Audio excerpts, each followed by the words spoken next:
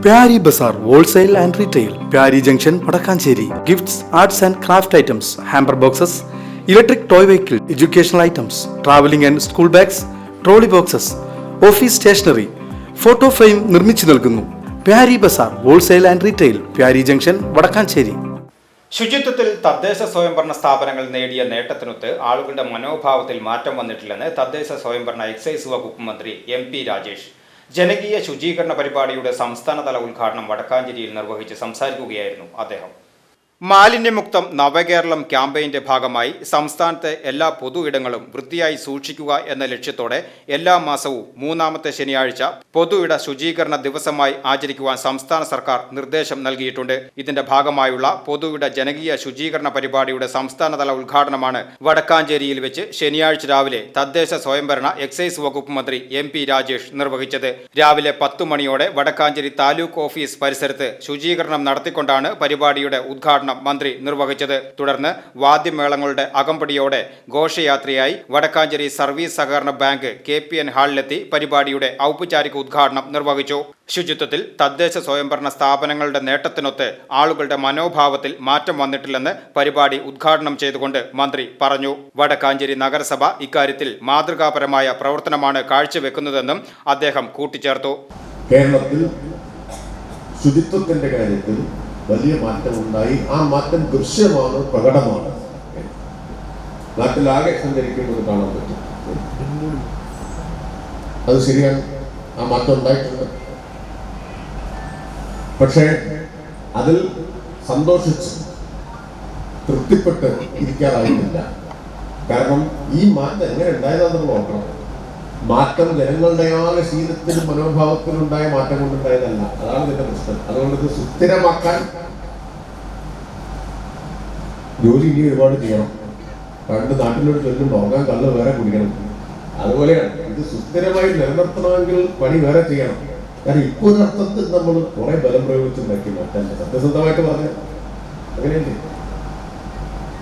സർക്കാർ, തദ്ദേശ സ്ഥാപനങ്ങൾ കർശനമായ നിലപാടെടുത്തുകൊണ്ടാണ്. എന്തുകൊണ്ടാണ് ഞാനത് പറഞ്ഞത്? ഹരിതകർമ്മസേന ഇവിടെയുണ്ട്. ഹരിതകർമ്മസേനയ്ക്ക് കാശ് കൊടുക്കാനും മാലിന്യം കൊടുക്കാനും എന്തൊരു വിമിഷ്ടമായിട്ട് ജീവൻ നഷ്ടപ്പെടുന്നത് പോലെയുണ്ട്. നല്ലൊരു വിഭാഗം ആളുകൾക്ക്, കുറച്ചൊന്നുമല്ല, 30% ഉണ്ടായിട്ട് 2 കൊല്ലം മുമ്പ് സംസ്ഥാനത്ത് ആകെയുള്ള കലക്ഷൻ നമ്മളത് 99% എത്തിച്ചു. 99% എത്തിച്ചു.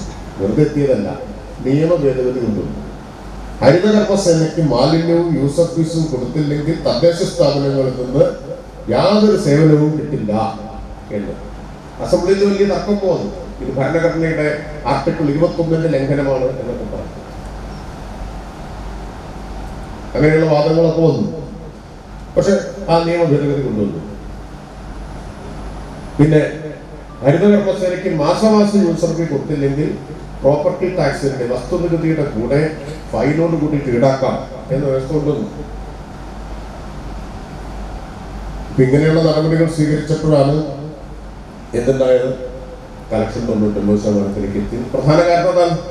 വടക്കാഞ്ചേരി നഗരസഭാ ചെയർമാൻ PN സുരേന്ദ്രൻ അധ്യക്ഷത വഹിച്ച ചടങ്ങിൽ നഗരസഭ vice chairperson Sheela Mohan OR, സ്ഥിരം സമിതി അധ്യക്ഷരായ MR Anoop Kishore, Jameela B AM, PR Aravindakshan, സ്വപ്ന ശശി, കൗൺസിലർമാരായ SA ആസാദ്, സന്ധ്യ കൊടക്കാടത്ത്, ശുചിത്വ മിഷൻ ജില്ലാ കോർഡിനേറ്റർ KK മനോജ്, ഹരിത കേരള മിഷൻ ജില്ലാ കോർഡിനേറ്റർ ദിതിക, KSWMP ഡെപ്യൂട്ടി ജില്ലാ കോർഡിനേറ്റർ അരുൺ വിൻസെന്റ്, ആസൂത്രണ സമിതി ഉപാധ്യക്ഷൻ NK പ്രമോദ് കുമാർ, വിവിധ രാഷ്ട്രീയ കക്ഷി നേതാക്കളായ MU Kabir, PG Jayadeep, MR Somanarayanan, Babu TA, വ്യാപാരി വ്യവസായി ഏകോപന സമിതി president Ajith Kumar Mallayya, Uthralikkavu Pooram coordinator Thulasi Kannan, press club president Ajeesh Karkidakathu, നഗരസഭാ സെക്രട്ടറി ഇൻചാർജ് റിസ്മി തുടങ്ങിയവർ പങ്കെടുത്ത് സംസാരിച്ചു.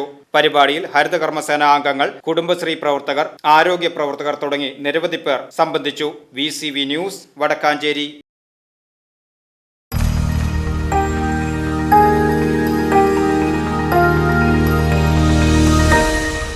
You are watching VCV News.